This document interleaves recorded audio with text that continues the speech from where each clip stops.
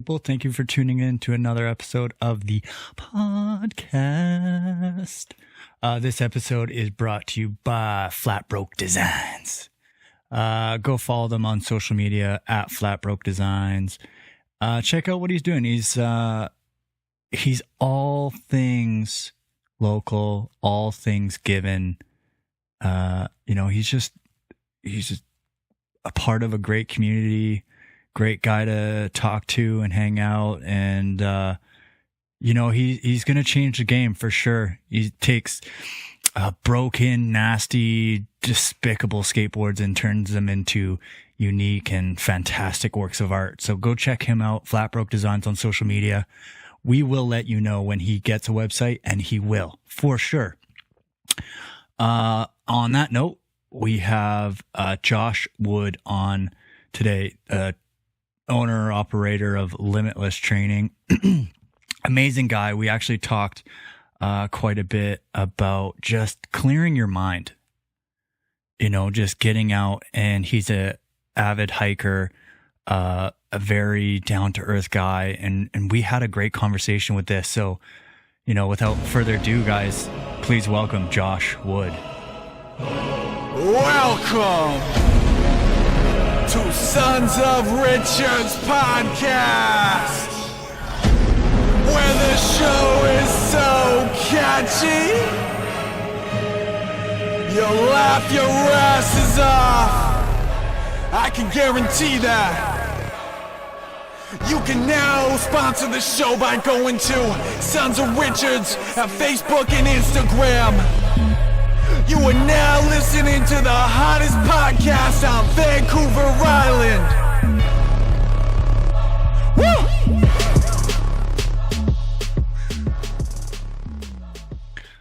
What's up, everybody? Thank you for listening to the podcast.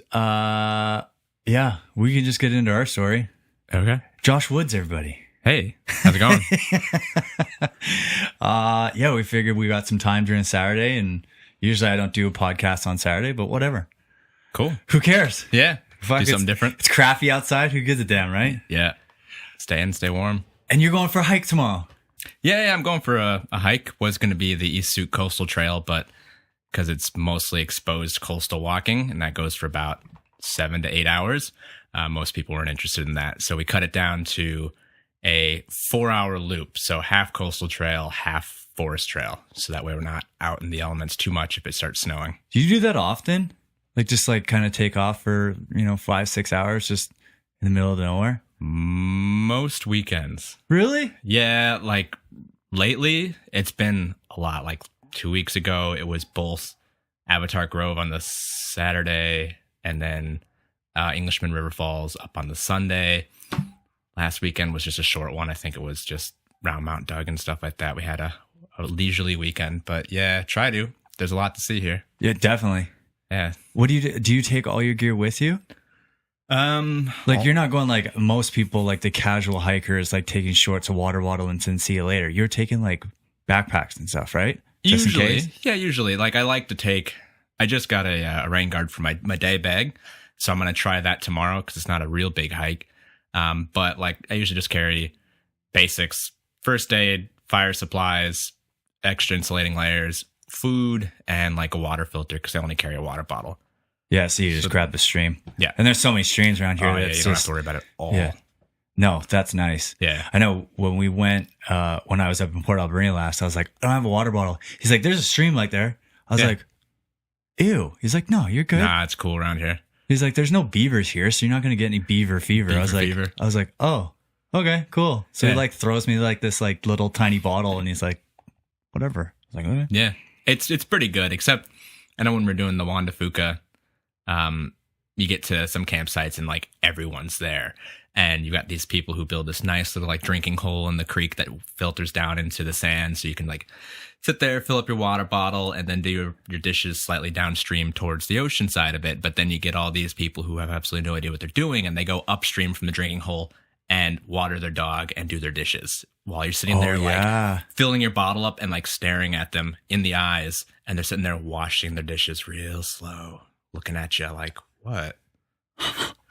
I never would nuts. have thought about that. It's like, dude, I'm filling my bottle up now. Yeah, here, while you're right there. Yeah, well, you got this soap and nasty gunk coming And off. your dog's like standing there next to you, like playing around in the water. Probably taking a piss in it. Yeah, it's like, man, decency, people, just some manners, maybe. Have you found a place that you really like going? Like, do you like go back every time, or is it just like? I've done Avatar Grove 3 times. Where's that one? Just out past or sort of inland from Port Renfrew. Oh, okay. Yeah, it's maybe another 30 minutes drive. It's not like past Renfrew. It's like that first intersection when you get in, you take a right, you go past this First Nations campsite, and then you follow this dirt road up into the mountains. Yeah. And it's an old growth forest. It's the closest one, I think, to Victoria, and it's awesome. They got some really nice boardwalks and massive trees, and it's beautiful. And like every time someone comes to visit, like we had family from Australia come and visit, and then I had my brother and his family visit a couple weeks ago from the States, and I was like, we go the West Coast beaches. We usually go see one of those, maybe like Sandcut or Botanical or something like that, and then we go into Avatar Grove. Yeah. And then on another day, we go up the other side towards Qualicum and hit Englishman River Falls, and we always go to the Little Qualicum Cheese Works because they have good cheese. They do actually. I really like that. It's great. Yeah. Oh, okay. Those are regular spots. I think I need to start like, because of going into hunting and stuff, like being in the wilderness, like it puts your mind at ease, like so nicely. It's just like you're out, you get away from the city. Yeah. Like it's so funny too, because I feel that when you go out there, like you don't come back happy, you come back like at peace. That's it. I think that's where people, they don't know what they're looking for. They're always looking for the happy, like, where's the excitement? Oh, we're going to the beach. Let's have a party. Oh, let's bring some music and stuff. It's like, no, you're not looking for the fun. You're not looking for the party. You're not looking for the quote happy. You're looking to just be. Yeah. To be at peace. That's why I like Tofino. Like Tofino's boardwalks and their trails are just done to the nines, which is awesome. Yeah. Because it's a lot safer than, stuff that we've done in the past. But we went camping this summer, and who we went with, she's like, oh, we should play music. I was like, no, please don't. Like, I was like, just enjoy the quiet. Yeah. I was like, you're in the city listening to music, podcast, you're hearing cars everywhere. Like, just enjoy the quiet time. And then 5 minutes into it, she's like, oh, there's a big cougar sign or a coyote sign. I was like, yeah, man, play your music. Yeah. I was like, damn it. I was really enjoying to like just sit and do nothing. And I was like, I don't really want to get eaten by coyotes today. I'm good. Bring an instrument. Yeah, that's what I said. Yeah, yeah. Well, something like that. Like they keep it. Like I like a lot of electronic music, and I don't even mind necessarily listening to that outside. Like, I mean, I moved here from Australia, where there's a lot of outdoor events, a lot of outdoor music events and things like that, and a lot of electronic music, and that's great.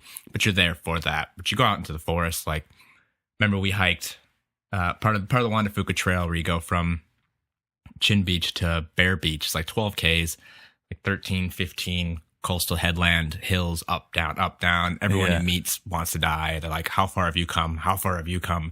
We're like, 4 hours that way. Shit, we came 4 hours that way. It's such a long day. It's so hard. And it's just like, sometimes you're climbing up ropes, and sometimes you're slogging through mud, and sometimes the trail's just washed out. We do this massive day, and we get to Chin Beach. It was right in the middle of summer. So it was the big fire ban. Everything was crazy dry. And for like the last 6 Ks walking into the campsite, we could smell smoke, and we're like, oh shit, is there a bushfire? Like, are we going to run into some issue here? Yeah. And we get down to the campsite, and there was these individuals who were like chilling out, burning like entire driftwood logs, like in the fire ban. And then they had their little boombox, and they were like blasting their tunes. I'm like, you just ruined this hike. Thanks. We've been hiking for 2 days, and we just did like the hardest day I've ever done. And I get here, and there's idiots burning up like almost whole trees. Like they were like full on, like those just huge ones. Yeah. They just took a big log and just like stuck it there in their fire pit and set it on fire. And we're all like, there's a fire ban. There's like a $1,500 fine minimum, and also everything could catch on fire and we could all die. Yeah. And they're like, oh. Oh my God, Jesus. People, don't be Yeah, dumb. it's like, come on, man. It's not why we're here. Like, I just That want to is- sit and rest. That is like, an impressive amount of work to do for a mini rave. so yeah. We hiked 2 days so we could listen to our boombox on the beach and set Yeah. stuff on fire. It's like, no one's going to bug us here. And you're like, yeah, that's probably fair. It's fair, yeah. People go to some great lengths for that, but you can't.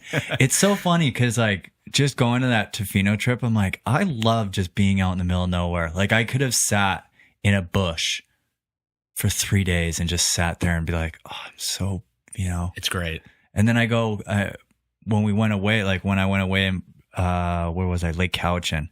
We went out in the middle of the logging roads, and I just sat there, like we were hunting at the time, but like there's such big gaps in between, kind of the action times. Yeah. Where you sit there in your little den, say, and then you're quiet. You're looking through your binoculars at mountainsides, and I was like, this is so nice. I was like, this is fantastic. And I get home, Kate's like, why aren't you happy? I'm like, I'm good. Yeah. You're like, I feel like I'm so high right now, but I haven't smoked an ounce of weed. She's like, that's so weird. I was like, you should try it sometime. Like, it's actually, I think everybody should try it at least once. Well, there's a lot of really good like scientific literature on what they call forest bathing, and that's the effects of being outside in nature or even exposed to nature like simulations, like having nature photos in your office and like having nature soundtracks playing, and like how that affects productivity. Simple things as, what was the study? I was looking at one recently where essentially they had two groups of people in the study, and they were just going to have them do some menial task and look at productivity. And they were like, okay, come to this office at this time and do the thing. Yeah. And they're like, okay, group B, this is how you get to the office. And they had them detour through like a little forest and a courtyard and that kind of stuff. And the group that had the nature experience on the way to the study location it was like 10-20% better just for having walked through that. Really? And it's just like, yeah, okay, that makes sense. Like after you've experienced it, it's Yeah. like, yeah, okay, cool. I get that. Yeah, because you're And just like, it's like a mind cleanse. yeah, you're there's just less going on because there's always this sort of monkey mind, this chatter and so much going on and thinking about one thing, then quickly thinking about something else. And, when you spend time away from it all, away from the screens, away from the noise, but, a different kind of noise, the trees, the winds, the forest sounds and the ocean and the rivers and the rain. And it kind of gets rid of all that, cleans it out. Totally.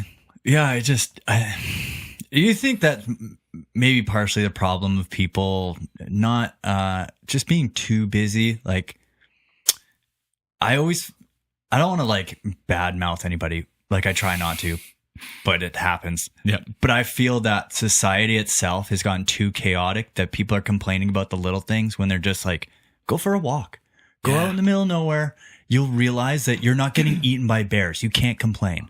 Yeah. Right? Like you can call for your food to your house. You don't have to go get it anymore.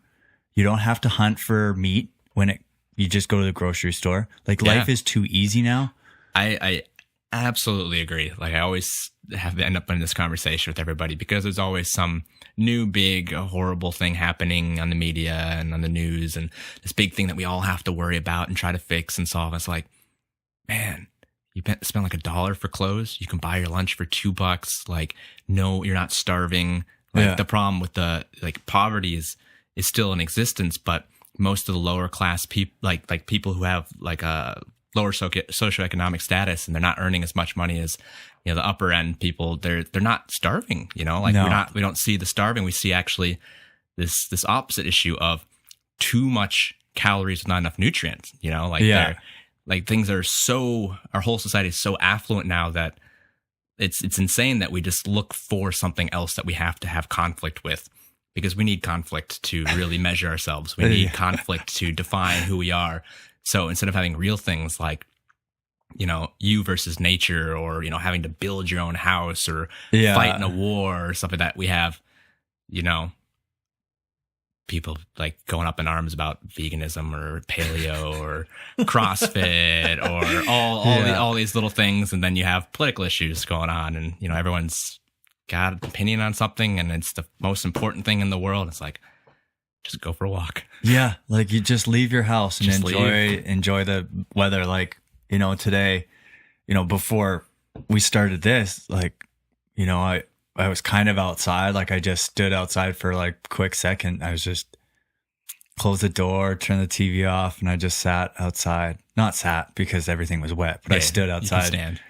And it was just so nice because I was like, But it's so gorgeous here. Like you got that hill Yeah. up behind the neighborhood, and there's a little patch of snow up there. Yeah. The snow makes me so happy. I spent 9 years in Australia, and I'm just like, whenever I get any snow, I'm like, this is the best day ever. yeah. Oh, it's just so wild. And this is the earliest snowfall in 25 years. Really? I think so. From what I've heard, don't quote me on it just in case. I'm gonna write that down. But I think, yeah, I think from what they were saying is Vancouver was 29 years oh and it's been 25 years for Victoria wow, or something similar and to that. it's sticking. Like it's Not really. not in the city, but like even today. but like, on I the got- mountains, yes. Yeah, in the like mountains. But yeah. even today, like in the courtyard behind our apartment building, there was still some on cars.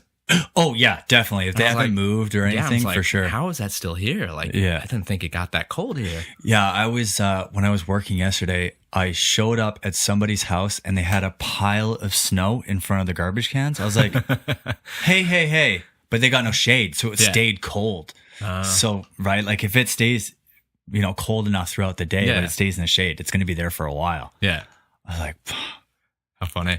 I'm not looking forward to the snow. No. No, because here's the thing. I drive for a living, big trucks. Oh, right? no, yeah. So if it's going to snow, make sure it closes down the city. Allow me to go out. That's fine. Yeah. But if everybody else just stays home Yeah. and decides that maybe it's probably not the smartest thing to be doing because I can't drive in snow, They can't. nobody can around here. That's the unfortunate I remember part. I got here in February earlier this year, and they had the big snow, Yeah. and everyone was losing their minds. I'm like, you guys, it's not that hard. Just be careful. Don't You'll be try, surprised. Don't try to like race up hills and like whip around corners and stuff. I'm like, this is not that hard. And everyone was just like sliding off the road, and Yeah. It Because was nobody chaos. prepares for it, right? Like the tires are probably bald Yeah. from not changing them for 5 years because we don't get anything. So it's just Yeah. hot. And then from there, they're like, oh, I could probably still make it. I'm going to take the same route with 9 different hills that go up and Yeah. down that I should be fine. Like, why don't you take something flat? Just Yeah. go around those hills. Yeah. You don't need to go No. just direct. Take your time. yeah, And then people just scream down the highway, don't have four-wheel drive. They got rear-wheel drive vehicles and just hit the gas. And- Yeah. But nobody learns, right? Like in Alberta, you learn yeah, because it snows there constantly. And in Ontario, yeah, like you just learn. Here, it's 4 or 5 days of crazy chaos. And then from there, it's back to normal. So nobody like puts themselves in that situation. Like when you're a kid, you go around and you go do donuts. Yeah. But after a while, you start learning how to control those donuts. yeah. So then you start to learn how your vehicle is going to move. But nobody knows that. No, there's not enough exposure, I suppose. No. Like I grew up in Minnesota, and that's where I learned to drive and stuff. And it's like Yeah, you got tons of snow there. tons of snow, tons of ice. Yeah. You figure that stuff out early. Yeah, you're gonna spin out a few times, but like you said, you learn how to turn out of that and control it. But yeah, if you've only got snow on the ground for a couple of days at a time, Yeah. Like you What are you could, gonna do? like you could throw a right hook thousands and thousands and thousands of times. Yeah. After a while, it's going to get precise. Yeah. But if you only do it 3 or 4 times every couple months, then you're never going to progress, right? Like Yeah. it's, it's nice because we don't get much snow here. But at the same time, when there does, it's chaotic. yeah, It scares me because I'm like, I don't even want to leave my office. nah, Like, what's the point? They're going to get in my way or they're going to cut me off too quickly. And I'm like, I don't have stopping power. See ya. Like, yeah, just keep going. Yeah, if you're driving trucks, like everyone else is sort of, they got to watch out because you don't stop in time. No. You can't. the weight. And they're like, oh, bigger tires. I'm like, no, but there's not, it's not like a car. It's not lower to the ground. Our Yeah. upper, center of gravity's higher. So we're just going to keep rolling. And God, we're throwing in 6, 7 to 20 tons of garbage in each truck. So those trucks are heavy. Ooh. Yeah. Yeah, wow. Right. Like I did 6 tons of food waste on Friday. So yesterday, 6 tons Yeah. in a 10-hour day. So like after a while, like I'm going 20K up a hill. So it's Yeah. like, That's a heavy truck. Yeah, that's what I mean, right? Single axle truck, like not the biggest thing in the world, right? But some of those dualies are pulling 20, 15 tons. Jesus. Yeah, in one load. Right? That's a lot of So far garbage if you out. think about it. That's a lot of garbage. Yeah, when I first started working for a garbage company, it was we would say if you pulled in, you would go downhill. Now we go uphill. So in 10 years, it's gone from driving down a big hole. Yeah. Now we're driving up. Whoa. Yeah. I was like, what in God's name are we doing here? That's nuts. Yeah, I got some problems and some beefs with CRD, unfortunately, but that's nothing we can get into today. Okay. Yeah, we Wow. don't need to talk about that. But yeah, it's pretty wild. Yeah, snowfall is going to get crazy this year. And if it's already snowing now, well, it seems like it's starting to kind of rain more than anything now. So Yeah, it's been pretty rainy, drizzly today. It's gotten a bit colder in the last couple hours for sure. yeah, roads are going to be crazy.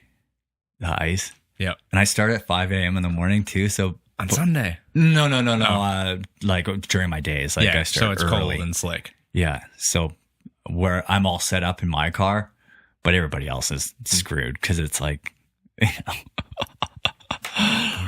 it's fun though.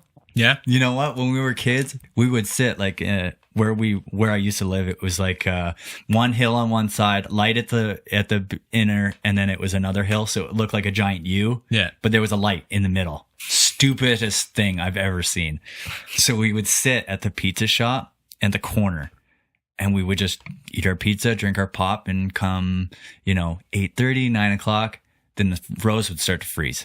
You see these cars come all over the hill, and then, it's going to happen. And then, you get disappointed because you're like, damn it, no accident. Like you'd sit and jeez. wait and watch people's reaction come down this hill. Yeah. It was the best thing I've ever seen. We could sit and do that for hours. The old days of entertainment. Right? When you didn't have Before cell reality phones. TV. Yeah, reality TV, cell phones, computers. Like Yeah. it was the good old days. So we would sit there and watch people like make mistakes. Oh, it was the best. It was the best. Oh, man. Oh, reminiscing. Yeah. But now it's like you almost, I don't know. It's just crazy. Just traffic. Makes me very, there's too much going on, I think. That's why I like going out in the middle of nowhere. Yeah. Like you For just, sure. like, Yeah, I mean, the problem is we have in our society, it's almost a cult of busyness. Like I remember it was New York Times a few years ago wrote this whole massive article on the cult of busyness, and it's just the whole thing. It's like, oh, how you doing? Oh man, busy. Oh, good. That's good, right? Yeah, like everyone's like, yeah, it's good to be busy. And it's like, but what are you busy with? Like most of the time, people aren't really doing or accomplishing anything. They're just busy. They're just doing that's shit. so weird. I actually just said this to a friend of mine. He's like, oh man, today's been busy. I was like, there's busy and then there's productive. Yeah. I really hope you're being productive. Yeah. Like my days are like scheduled, which is a little bit daunting sometimes, which is why I need these big outings. I need Right. to recharge. And it's because, I work off a list when I have my work time and my downtime. It's like, these are the things I need to get done today, or at least reasonably soon. And I'm just going to start at the top, work my way down, because otherwise I get fried because I'm just running around like a chicken with its head cut off, not getting anywhere, but being busy. Yeah. Not being productive, not being economical with my time, just like doing one thing, quickly switching to another, checking Facebook, checking Instagram, responding to the messages like, whoa, check emails now, do them all. Yeah. Then start writing content for, X project, then program for my clients, then check social media or, Yeah. Something along those lines. Like I got to stick to the list. Otherwise you're just busy Yeah. with quotes around it and Yeah. not productive. No, I hear you. Cause like a friend of mine said, he called. So here's the whole thing. So he called me and he's like, hey man, what are you doing? I was like, I'm just, chilling out, watching some TV, just relaxing for a little bit. He's like, oh man, you should be working on your show. I'm like, man, I've just been working on my show for 5 hours. Yeah.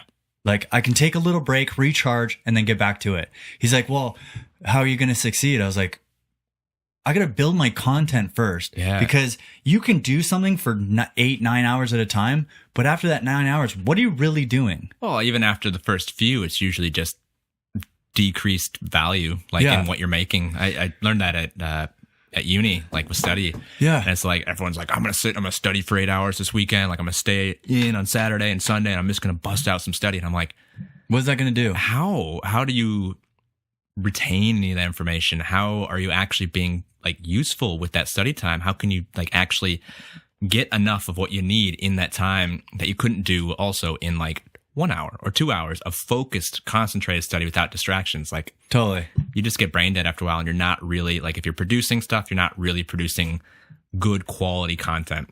If you're taking in stuff, how much of that you remember? Yeah.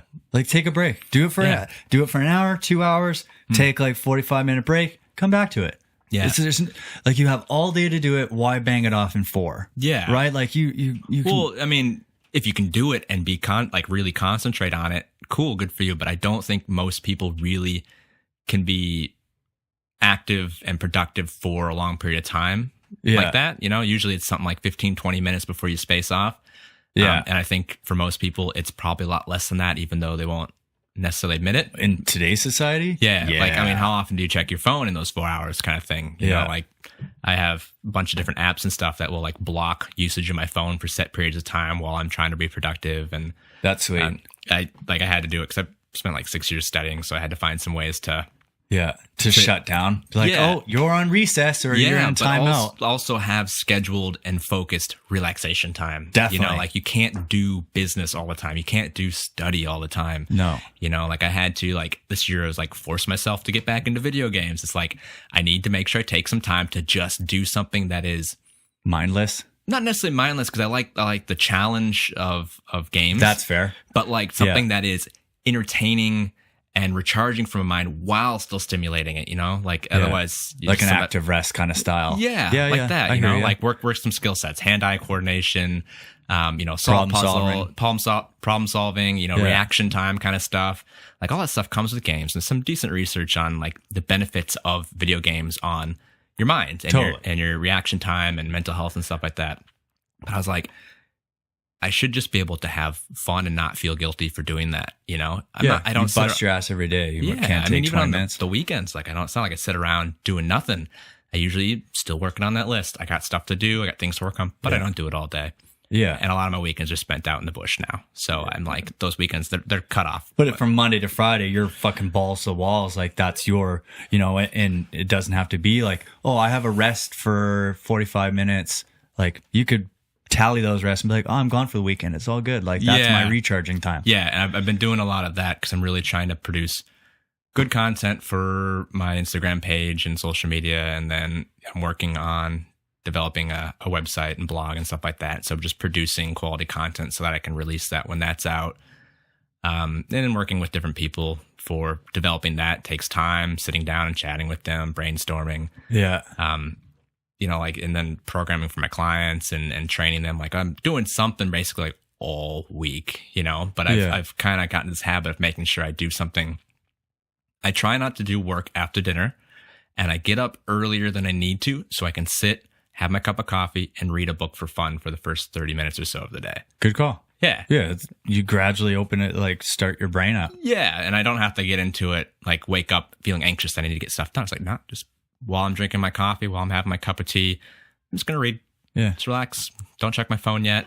Just sit, pull a book, get something done. I always like to think of it as like you're just warming up the engine. Yeah. Like you turned it on when you woke up and you're just letting it sit and idle and warm up, and then boom, you're going to hit the gas. Yeah. And imagine doing whatever it is you do for work and not being stressed out about it and doing it because you enjoy doing it, you know? Totally. It's the whole point of being, I guess, maybe not the whole point of being, but for me, the part of being an entrepreneur and running your own business and doing your own thing is the fact that you do it because you want to.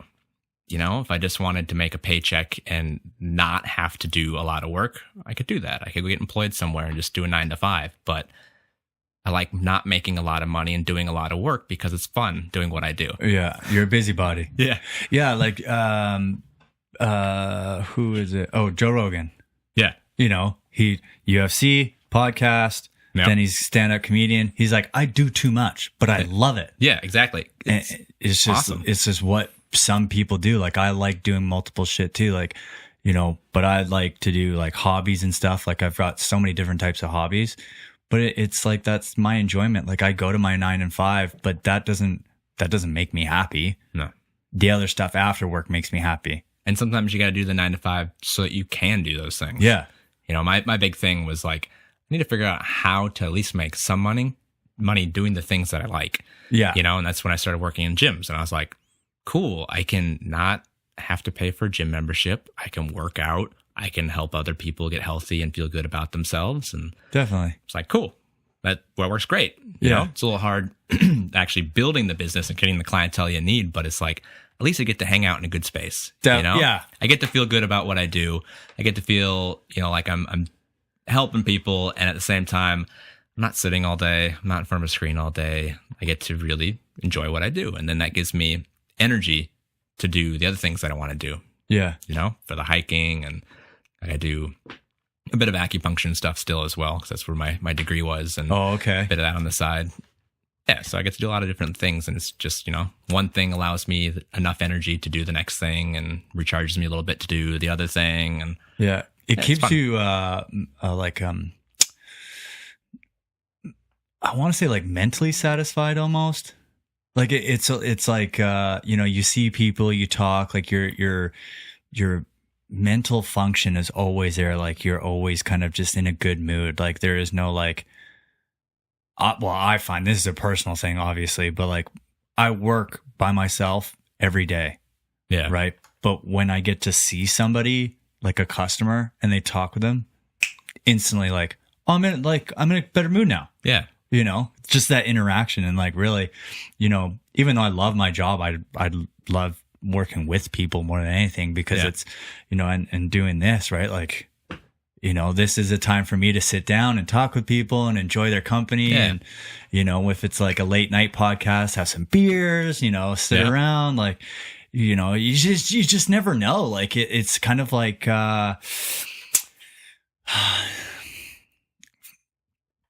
it's hard. It's really hard to even put anything to it, really. But it's just, I don't know. That's my personal thing. yeah, yeah. It's good. I mean, like my job's so social. Yeah. You know, and the thing is though, I'm really quite an introvert. Like I've always worked in extroverted fields. Like I was in sales years ago. I worked at coffee shops, back in Melbourne where I moved from. I spent 6 years teaching at a massage school, like long days, 8 to 12 hours, like in front of a class, teaching. You know, then I started working in gyms, and it's like all very social. So that's why on the weekends and stuff in the evenings, Yeah. I like to read, maybe watch something, learn stuff, and then go outside and be away from it all, where I don't have to actually talk. Yeah. No, that's good too. But that's your way of, you know, that's why, like, I see your social media. I'm like, fuck, like you're alone a lot. And I'm like, I get it. Right. Like, Yeah. you know, and knowing like It's what not- you do it's not for work. purely alone. Like it's solitude in that, like, there's not a lot of external stimulus. I'm with myself. I'm alone in the sense that I don't have to give out energy, but I usually have people with me on Right. a hike. Yeah. You know, like there's usually either my wife or a couple friends or something, and we're just out there, but it doesn't have to be a lot of interaction. It's just we're there to make sure Yeah. somebody else gets eaten by a bear. That's fair.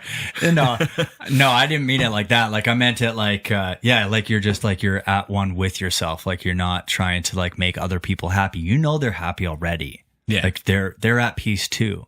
Yeah. And sometimes like, you know, I'm a very happy person. If I'm out, you know, in the middle of nowhere, I don't have to talk to anybody. Like I'm good. Like Yeah. I'm good. But then when you do talk, it's nothing forced. It's nothing, you know, necessarily, you know, everyday mundane, you know, it's Yeah. just chat for the sake of, you know, interacting with another person. And actually enjoying the conversation. It's Yeah. not like, how's the weather? Oh, it's raining. It's the weather. It's like, okay, talk to you tomorrow. yeah. Like, Yeah. No, it's not really small talk. You know, you end No. up usually talking about the real stuff. yeah, stuff you're actually going to enjoy and you're actually going to like partake, because those conversations are just like, like it's stupid. Like it's like really, why am I asking you about the weather? I do not get. I know what the weather's doing. Yeah, you got windows. Like everyone's telling you when they come inside. Gee, it's raining, guys. Yeah. I see it on social media. Didn't snow today. What are you talking about? I see it all over my social media. It's like, everyone was like snow. Away. I even said snow because I was like crazy excited. Well, it's different because you lived like in a hot ass climate for so long, and you're like, oh my god, it's snowing! I'm so excited. Oh man, the whole way here, I was like, I hope no one's like secretly recording me because every time I saw snow on a hilltop or something, or like stuck up in the trees, I'm like, snow, there's snow. Have you gone for a hike up in the snow yet? I guess you haven't really. No. So I'm hoping there's some snow out in East Souk tomorrow. I doubt it. It's pretty coastal. Like it's probably you might get lucky. Maybe where are you going maybe in the forest, East Souk coastal walk area. Maybe in the trees, like under the trees, it might still have a little. But I'll be going up to Port Hardy around Christmas, and so I'm really hoping to see some snow there. We're gonna stay at what is it, Elk River Falls campground, about halfway up the island for one night before heading up to Port Hardy. Yeah, it's sort of near Strathcona. So okay. There'll probably be some snow around there. I'm really hoping for, but I'm planning actually on Monday. I'm doing a intro to winter hiking, winter camping at Mech. Oh, really? Yeah, because I was like, I should get a proper course on, because I want to go do like a snow camp. I tried to do one when I was in Australia. Maybe it was last year up in the ski fields, but like I get up there towards the end of the season and there's like a good 6 inches to a foot of snow on the ground still, but it was downpouring, like just rain. Oh, I'm like, yeah. This is awful. I'm leaving. It's just like turning into 6 inches of slush. That's here though. Yeah, so I want to like go up somewhere, like go up a mountain or something like that and find some proper snow. So we'll see. I got a few friends who'd go out in the snow. They'll snowshoe into places. I know a guy who runs snowshoe and backcountry skiing tours, and he might be doing something around Christmas as well. And he was going to let me know if they go up into Strathcona. Well, there you go. That's a real goal for me, is to get out in the snow. There's not many people that want to do that with me, so it may end up being like just me going out into the snow on my own and trying not to die. Just a solo camp trip. Yeah, well, I've been meaning been meaning to do a solo camp. I wanted to do it this month, but I think I'm gonna run out of time. So I might save it for January or February, and there might be some snow somewhere I can go hide in. That's a good call. I know I did. I'm not really. I can't really call it a solo camp, but I did go out solo for a day, and I was just like, it was so nice. Like it was really hot still. Like 3 days ago, it was 18 degrees out. Yeah. Like what the hell happened? Yeah. But yeah, this was a few weeks ago, and I went out like, middle of nowhere. Like I just left here probably like 6 o'clock in the morning and didn't get home till like 9ish. It's nice. Right? Like it's a good full day. So it was good. Like it was nice. And then just went up in the mountains and just kind of looked over, bought my binoculars, brought everything that I needed with me, and brought like an extra pair of clothes just in case. But, other than that, it was like, it was nice. I was like, this is awesome. But it's snow. You're ballsy. I don't know, man. I grew up in the snow. I remember there was a time before I went over to Australia. I spent about 3 months living out of my car in Minnesota. And I went from basically like midsummer to like waking up at 6:37 in the morning because you're being baked in your car to like mid-October and like scraping ice off your windshield and brushing snow off. And it's like, Jesus, like, okay, this is getting cold. Yeah. Whoa. And so like, I'm okay with the cold. No, I don't mind. I don't mind the cold. I don't mind the cold either if you're prepared for it. I think what a lot of people do is they start to get miserable on trips like that because they're not prepared. They're like, we forgot this, or we forgot that. Like, in the summertime, it's not that big of a deal. It's like, I forgot a sweater. Oh, okay, well, I'll just wear a long sleeve shirt. Yeah. Or somebody else will have one, right? But when you're out solo camping, you're like, I forgot a sweater. Like, I am screwed. You're gonna die. Yeah. You're like, I don't know what to do. Yeah. Grab some leaves, bitch. Yeah, that's it. Something. Make a little tent. I don't know what you're going to do. Definitely figure some stuff out. The surprising thing, though, is like with snow, you can make a shelter out of that. Like it's fairly easy. You just make like, try and get some walls going. Yeah, stack some walls. You don't need too much other than to make sure you have a, what's the name of the term? It's like, not like a heat sink, but it's like a cold sink where you have a well in the middle of your your structure that the cold air drops into, and then so that when you build like a snow shelter into the snow, the central area has this well for the cold air, and then your actual sleeping spot is slightly elevated and off to the side. Because you don't. I've never even heard of that before. Oh man, like that's maybe I need to go to Mech now. Yeah. Learn about this shit. Yeah, that's important stuff because you don't want to be like building, like digging down into the snow and sleeping on the ground where all the cold air condenses. So if you build a lower section and then like a shelf that you actually sleep on, the cold air falls down into I see what the you're saying. hole and stays there, and you stay slightly warmer. I never would have thought of that. Look at you. Yeah, I never would have thought of that, like at all. Oh, I just don't feel like dying. That's a smart idea, though. Really, I would never even really thought about that until now. Like, yeah, if you said like, yeah, that's fucking genius. Yeah, man. I've been looking at the snow stuff. I'm like, how do I get out there? How You're do just I so camp? balls deep into this stuff, eh? I try. So have you been doing this forever? Like you just kind of go out and hike, or is it just more of like, did it happen in Minnesota, or was this like a Australian thing? I guess maybe Australia. Like, I don't know. Like I've always liked going out and hiking. The part of Australia that I was living in was not necessarily the most scenic. It was more city stuff. Yeah, but that was Melbourne, right? That's like Yeah. heart of Australia, or like not heart of Australia because it's huge, but I'm saying Yeah. like that's like the big inner city stuff there. Yeah, it's definitely more like city. These other Australian cities don't have the sort of, I guess, cosmopolitan big city feel. Sydney is a weird city. It doesn't really have that feel much either.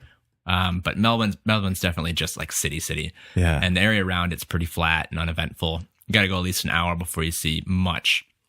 But I would always go out. Did a couple like hike and camp stuff. But then always did a winter camp with a friend at least once every year. And winter there it'll get down between 3 and 6 degrees Celsius, and it'll rain. And I remember, must have been last year, went out with 2 friends, and we were right on the coast, and there's no one out there camping because the weather's just shit.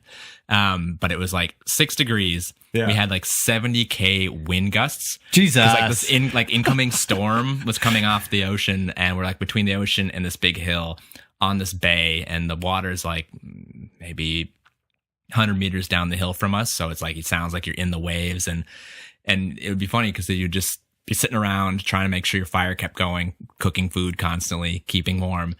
And the temperature would drop like 2 degrees in like a second. And you're like, shit, get under the shelter. Cause you know, it's going to rain. Like it would just drop, and then all of a sudden just downpour for like 5 minutes and then stop. And then it'd get warmer again.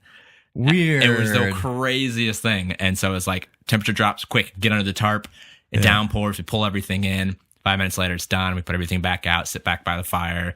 And then at night, it was just like crazy windy with like near freezing temperatures. And it's like, people don't associate that with Australia, but I mean, we were in the south and on the coast, sort of in a hilly region as well. And it's just like, it gets pretty cold, pretty rough, but never like quite freezing. So it's always damp, and it's similar to here, really in that area. But every year we'd go out for some sort of like, with either one friend or a couple of my friends, we'd always go out for some sort of multi-day, like rough weather winter camp. Do you have any animals? Like, did you run into like crazy animals or anything? Because I know that Australia, like, you know, they've only have 4 or 5 animals that are actually, you know, animals of Australia. Everything else was just thrown on. And well, actually, there's hundreds and hundreds of different animal species that are unique to Australia, and most of them want to kill you. Everything wants to kill you in Australia, Shush. Yeah, really, they do. No, never really had much. I've seen any snake you see is exceptionally deadly. Run into a couple big ones, some smaller ones, and made the stupid mistake of like hiking out in the bush in like flip flops and shorts. Did it all the time until I started seeing more and more snakes. I'm like, how many am I not seeing?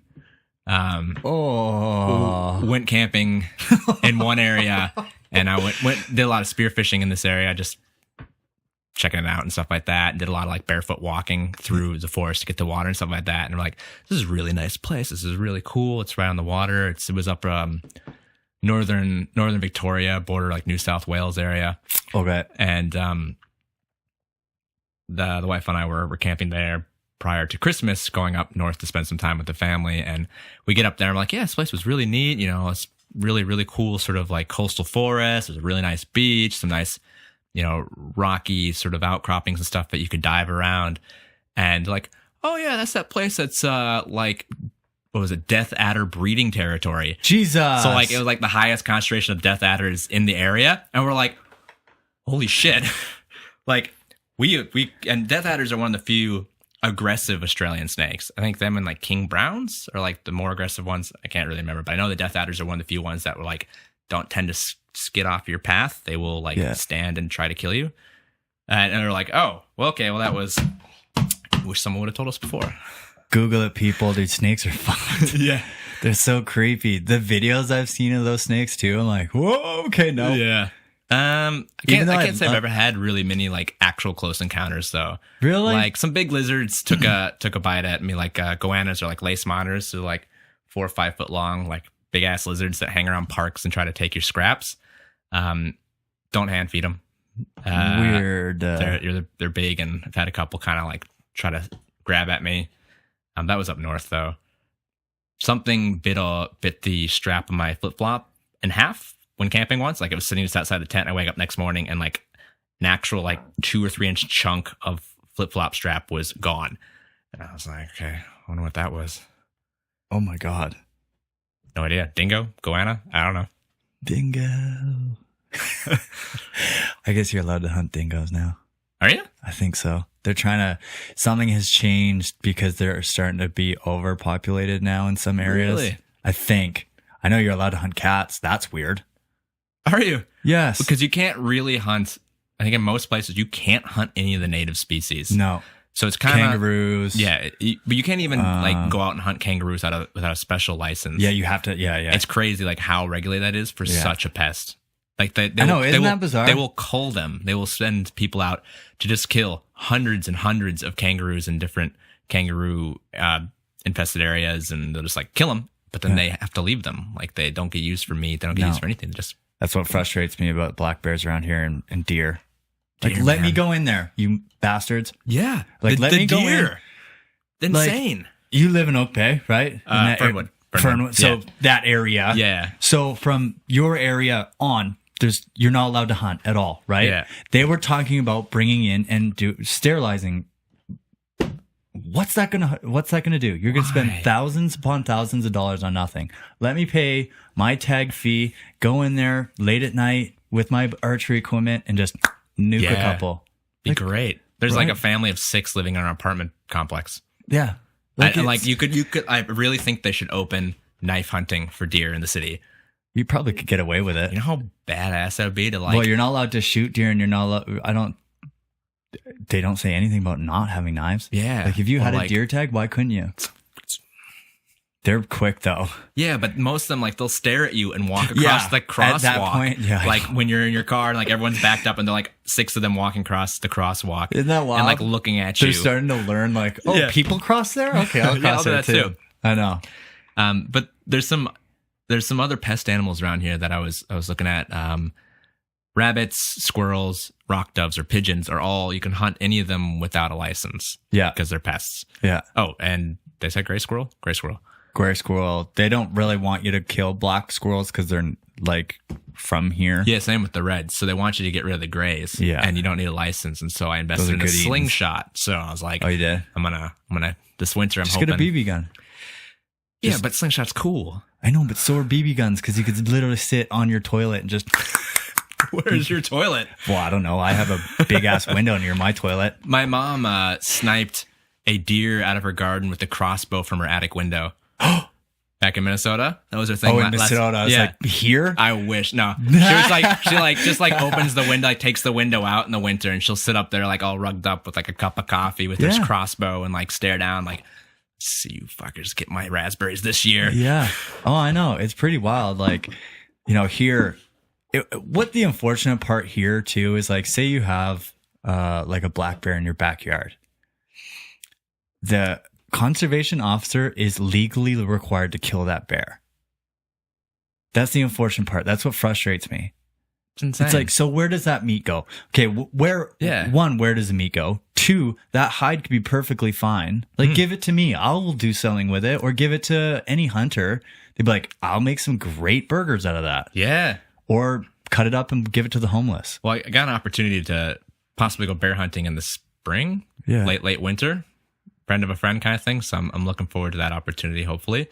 And maybe ducks before Christmas if that works out. Yeah. I'd like to definitely get more involved with that scene.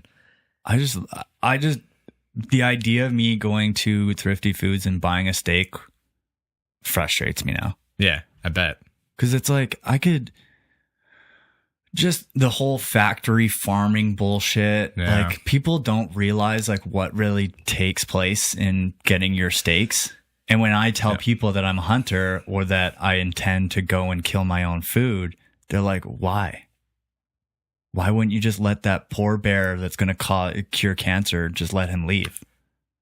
You must be hunting smart bears. Right? I know.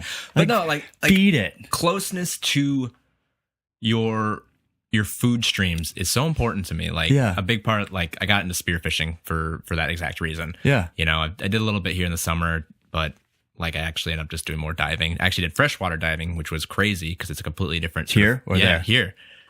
Like at Souk potholes and stuff. Ooh. Awesome. There's nothing down there. There's not much down there, but the feeling of fresh water at like 55 feet is completely different than saltwater. Like, you're not buoyant. It wants to crush you. Yeah. But spearfishing in general, like that's my hunting sport because you can't hunt much in Australia. So I got into that. You can hunt much in Australia. You can hunt a shit ton in Australia. Not most places, because only really invasive and pest species. And but you could go after access deer. You could go after... Yeah, you can go after various deer, but there's not necessarily a lot in the areas that I was. And then gun laws are a little bit different too. So they're pretty hard to actually own a hunting rifle without a fair amount of investment. Oh, okay. So yeah, so it was like I follow all like archery guys that hunt Australia, right? Yeah. So see, it's that's something that I want to try at some point as well is bow hunting. But let me know. Yeah, he's letting me know. I'll get you a bow. My bow's right there. Let's go shoot stuff. Already packed and ready to go for next weekend. Sick. Yeah. Yeah. I would totally be down for that. Yeah. We'll get you out there. Cool. Yeah. You let me know. I'll take you down to the archery ranch. Actually, we can even just shoot my targets. Then you don't even have to worry about it. Yeah. Okay. We got a big open field at my in-laws. We're good. Cool. Yeah. Yeah. See, that's something I did a bit of archery as a kid. And I was like, man, it'd be cool to hunt. But then moving overseas. And yeah. It's hard. In some countries, it's just, they really don't want to make it easy for you to get rid of their pests for them. No, I know. They want to spend the money. Like, just let me kill it. Yeah, I'm going to eat it. Yeah, like I'll eat it. I'll use it. I'll make every a coat. Part, yeah, every part of it. Like, my plan is to make a bed comforter. Sick. Right? Bear? Yeah. Be dope. Right? Where are you gonna put the head up like between you and your lady? Like, maybe. Yeah. Or at the bottom. Yeah, but then you can like cuddle it. With like in Alberta, like say you go to Alberta for black bear, they want you to only kill the big ones.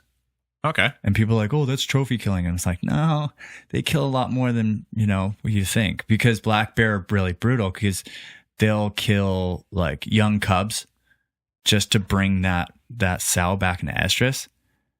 Really? Right? So like, interesting. And that bear doesn't know whose genes it is. Like, it could be one of 6 big black bears, right? Yeah. So then he'll kill the cubs, bring her back into estrus to spread his genes. Yeah. But then when it comes down to it, they're killing mass amounts of elk, moose, everything else. Yeah. And they're not, like, once you get to a certain point, they're just there. They're not breeding anymore. They're not producing anything. Interesting. It's opposite in spearfishing. You typically, you want the big fish, obviously, but the thing is, it's the big fish that are the breeders. They might be 60, 70, 80 years old, and that's when they really are most fertile. And that's how you keep the populations up, is by not necessarily taking the big one, especially in like rockfish in this area. Yeah. Like, they're like, don't take the big ones because rockfish are kind of struggling and they need the big ones to keep the population up. And you're like, oh, that's interesting. Never thought of that. Yeah. So it's opposite with bears, I guess. Yeah. Bears, deer, like the big ones. And unfortunately for here on the island, because it's such like a scarce tiny little island that not a lot of elk are slowly making their way. Like I find that in the next like maybe 2 years they'll have elk season, but they don't at this point. It's just you put your name into a draw, see what happens. It's like one and elk is delicious. Yeah, elk, moose. That's stuff I like. People have been saying moose is like you'll enjoy it awesome. if you get some for sure. Yeah, you can't get that here, unfortunately. But next year we'll be putting in a group draw for moose, I think somewhere in like Prince George area. Okay. But yeah. Are you wanting to get into hunting?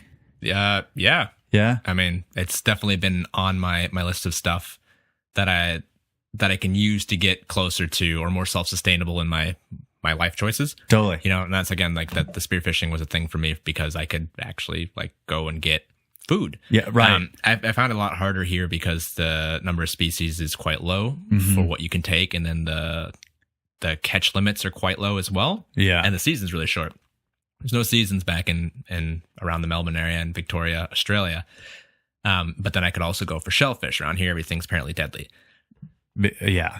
So I can go down and I could take like not on weekends, on the weekdays I could take up to 5 abalone. I could take scallops. Then I could also go for basically any of the reef fish. Like you could go down and like if you were hunting just purely to eat, you'd be fine. You'd get a couple smaller like what are they, like sea swifts, like these little flat panfish kind of things that travel in schools.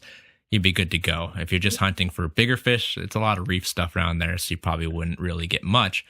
But from a food perspective, like you could always get abalone. You could find scallops in a lot of places, and then you get something. You can get quite a bit of scallops and stuff here. Can you? I think so. I know they have some around some of the reefs, but I hadn't seen any. Yeah, you got to go like deep.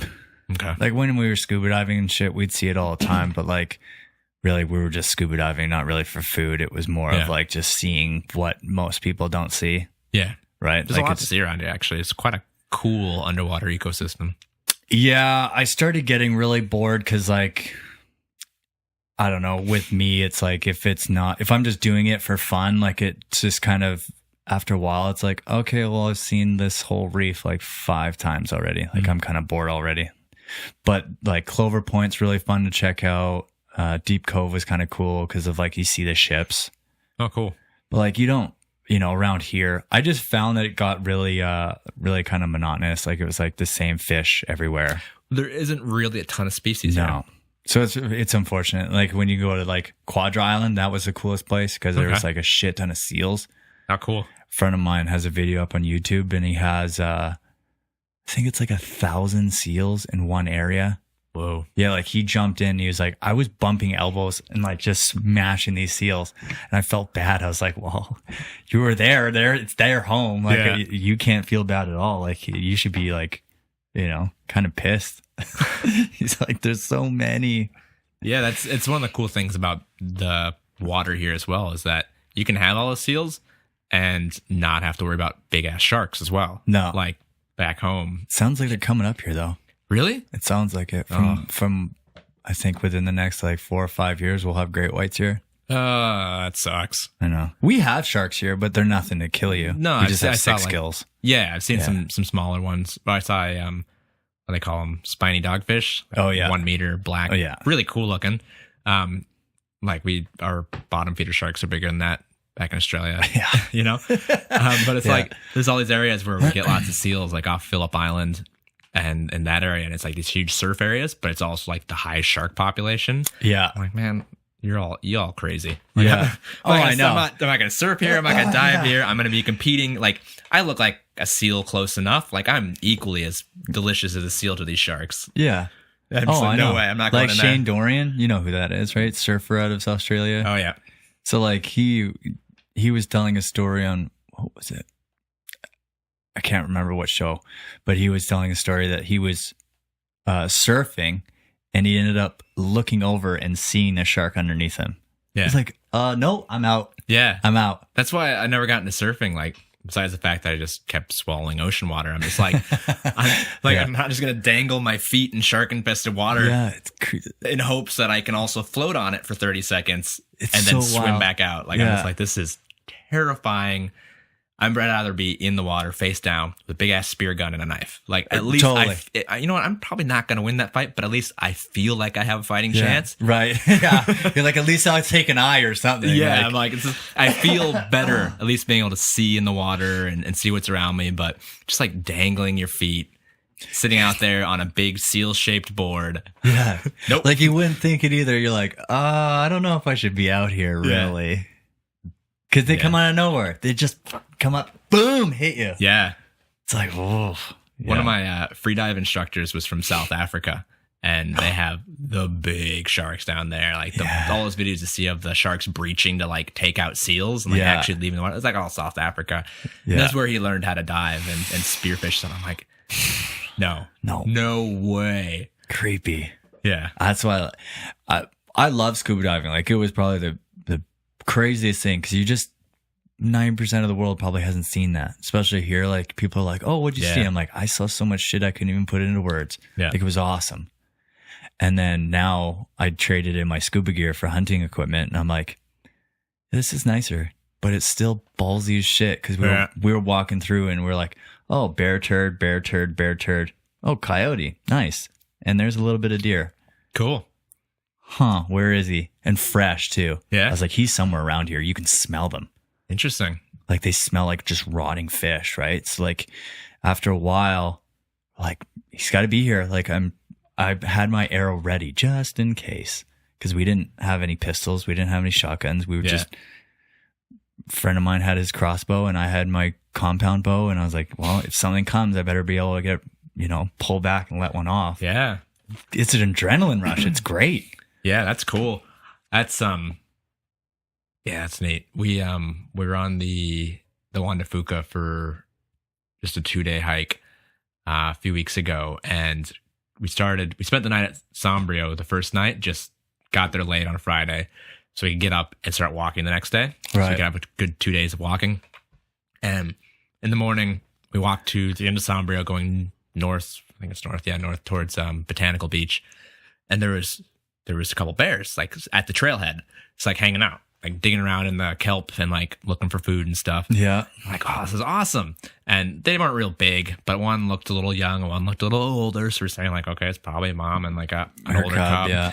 And we're sitting there and they don't give a shit. They're like, what's up, people? I'm Yeah. just gonna sit here They and dig got their around. food, right? So it's like they're not. Yeah, they didn't care. Yeah. And then this baby cub comes running out of the bush and like out on the beach. And we're like, oh shit. Like between, like we're standing at point A, cub's right in front of us, older cub and mom are both behind it. And we're like looking at them. We're like, uh-oh, this is bad. Yeah. And the cub like looks at us and then hightails it back into the bush. Yeah. And I'm like, They'll oh. freak. I Yeah. was like, okay, this is better. And so we started trying to walk around because they were towards the trailhead on the land side. Okay. The tide's kind of coming in. So we had to like get between the bears and the rising tide to get to the trailhead. So we start really slippery, those big cobblestones. And so we're like walking, slipping, trying to get through. And like then all of a sudden the bear like starts kind of lumbering over towards us and making its way in our direction. We're like, oh shit, get back. And we're like slipping on the rocks, trying to get back to where we were. And then it just kind of like sits down and like wanders back. I'm like, okay, let's try to get around again. There's like 45 minutes to get around these two bears. They started fighting at one point too. Like one was chasing the other off from its like food stash or something. Found something in the kelp that it wanted to fight for. And Yeah. I'm like, how do we get around this?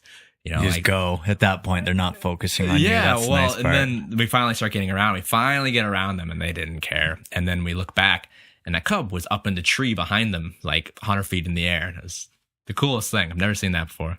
Yeah. And you don't hear them No, because their pads are so soft that like, they're walking through. You can't hear them. You can smell them, but you can't hear them. It's so crazy. Like those are some big ass animals. they're pretty big, and it was just crazy getting past them. They get on the trail, and then there's like, for both days, we just saw bear shit everywhere. Yeah. So I was like, okay, so there's definitely more around. But some people going the other direction got held up by 5 bears. So they were going back towards Sombrio, and they ran to at least, I think they said 3. And they're like, okay, we got to go back up the trail and loop around on the beach or something like that. Yeah. And they turn around and go back, and 2 bears come down the trail behind them.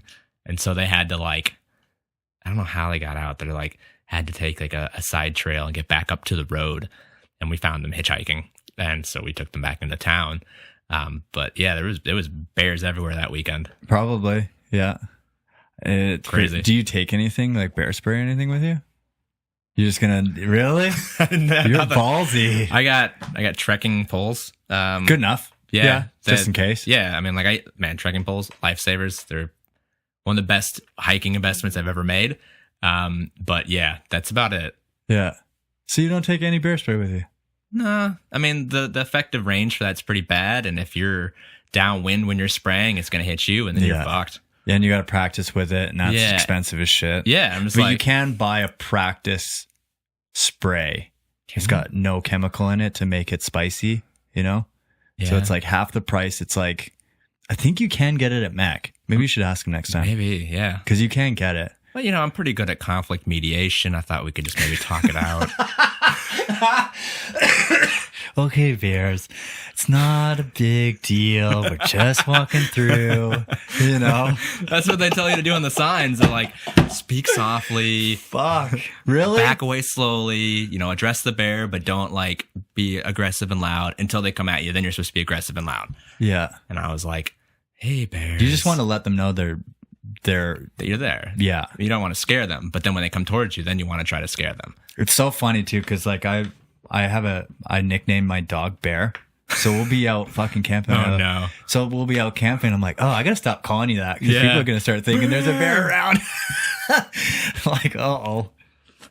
Or train a bear as a pet to come camping with you. Oh, that'd be so awesome. How dope that'd be. Oh, that'd be so awesome. Be like, bear, and be like, what, bear? And be like, good bear. That's funny that we're actually talking about this. I was just watching Grizzly Man.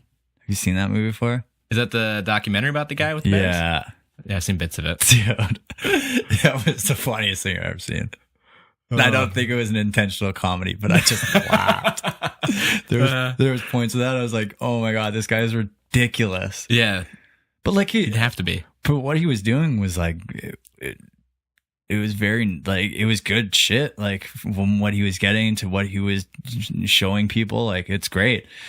But him as a person just made me laugh. I was like, this guy's so ridiculous. You'd have to be. Right? Like every summer to go up to Alaska and live with the bears for 4 months.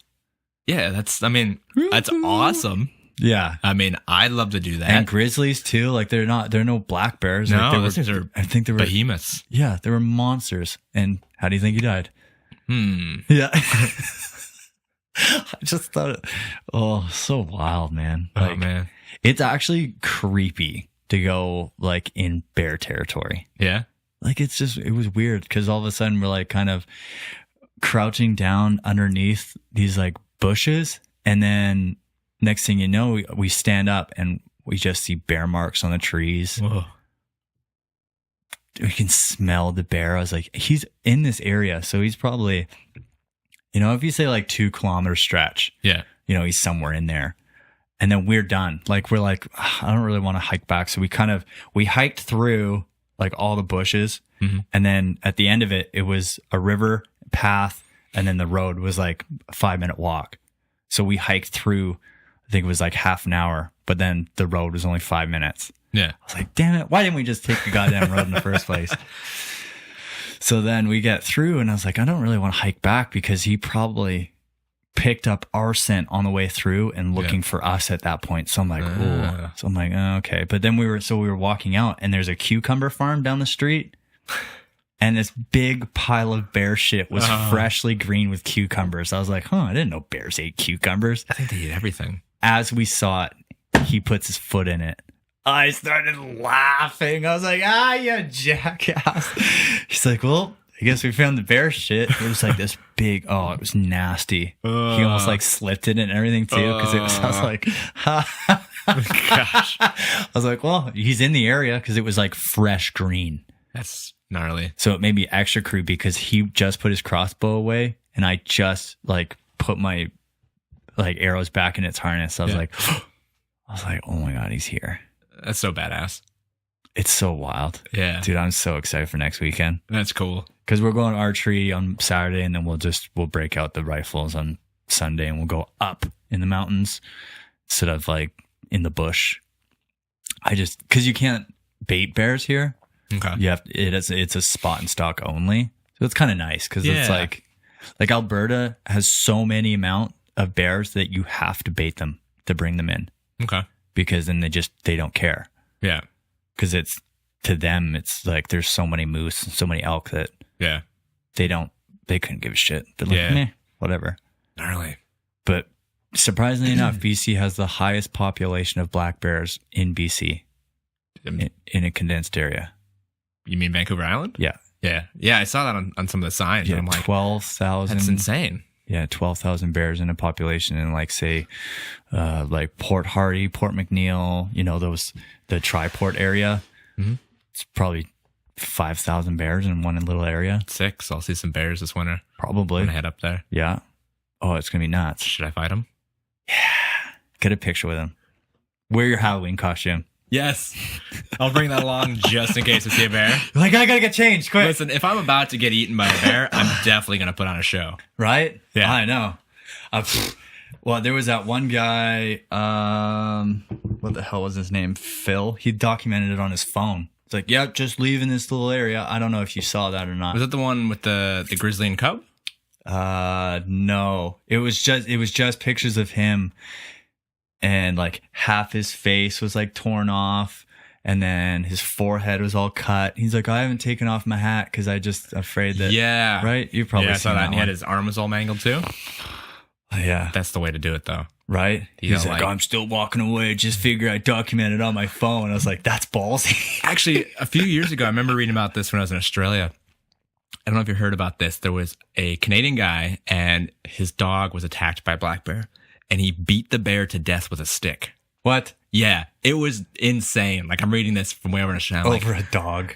well, I mean, That's your- impressive. Your dog's your best friend, but just like Yeah. to like that, just like take a stick and be like, "Fuck you, bear! You Yeah. leave my dog alone," That's adrenaline. and just killed the bear. I was like, "Holy shit!" I wonder how many times you had to hit it Yeah. or what stick he used. Yeah, or maybe Probably- he's a giant. I don't know. Maybe he's like 7'7". Don't give a fuck.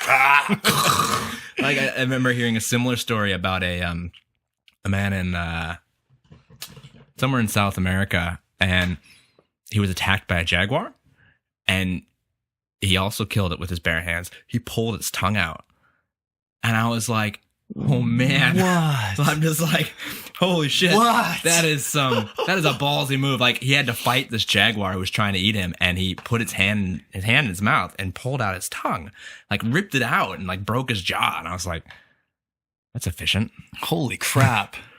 Yeah. Whoa. Fuck, let's end this on that note. Yeah, no kidding. Jesus. All right, everybody. That's it for us. Why don't you tell everybody where they can get a hold of you? Oh yeah, I'm Coach Josh. You can find me on Instagram at Coach Josh Wood, Facebook, similar sort of thing. I'm down at Limitless Training. You can find me on their website as well. That website there. LimitlessVictoria.com. I think, yeah. Yeah, I'll pretty sure have so. it all in the show notes. Make sure you go check him out. Keep in touch with him. Go follow him on social media, of course. And yeah. Thank you to our sponsors. Thank you very much, everybody. Till next week or next time I talk to you.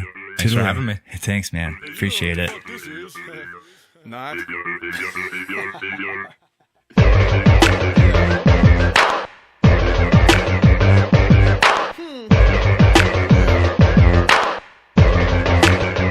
Sing it with me now, buddy.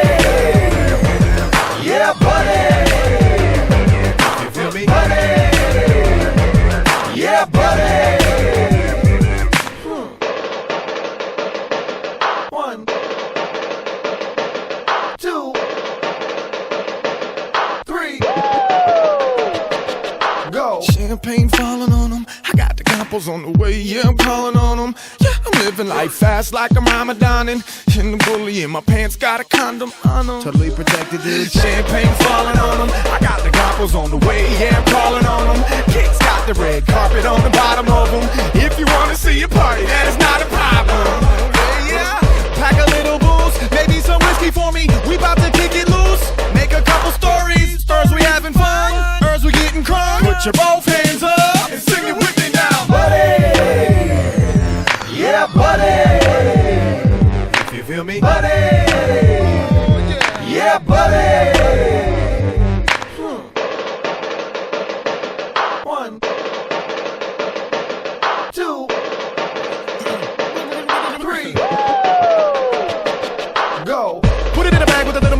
thinking that I'm about to get drinking.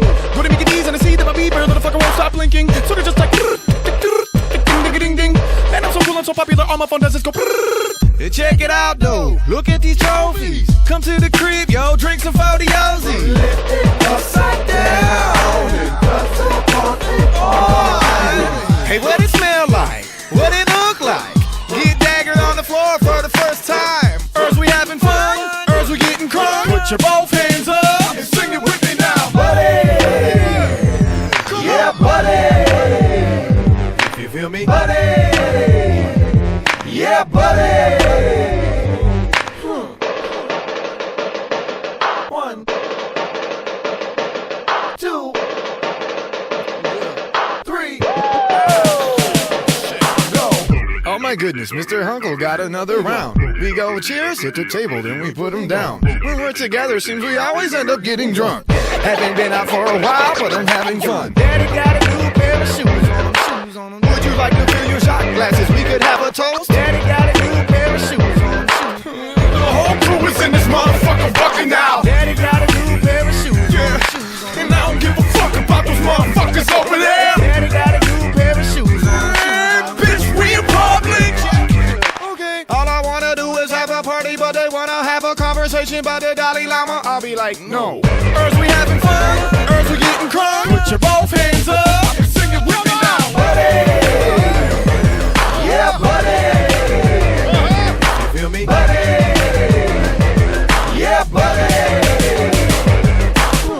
Dance, little girl, like you the only one. I got a perfect little place that I can take you to. We'll fall in love, have a baby, we can make it. But that's the future. Right now I wanna see you go, buddy. Yeah, buddy. Feel me, buddy. Yeah, buddy.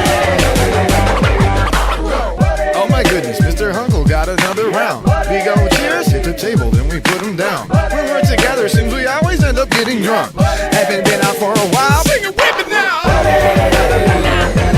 Yeah, buddy. Feel me, buddy.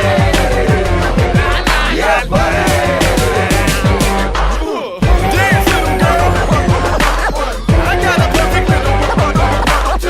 We'll fall in love, have a 3. But that's a go. Yeah.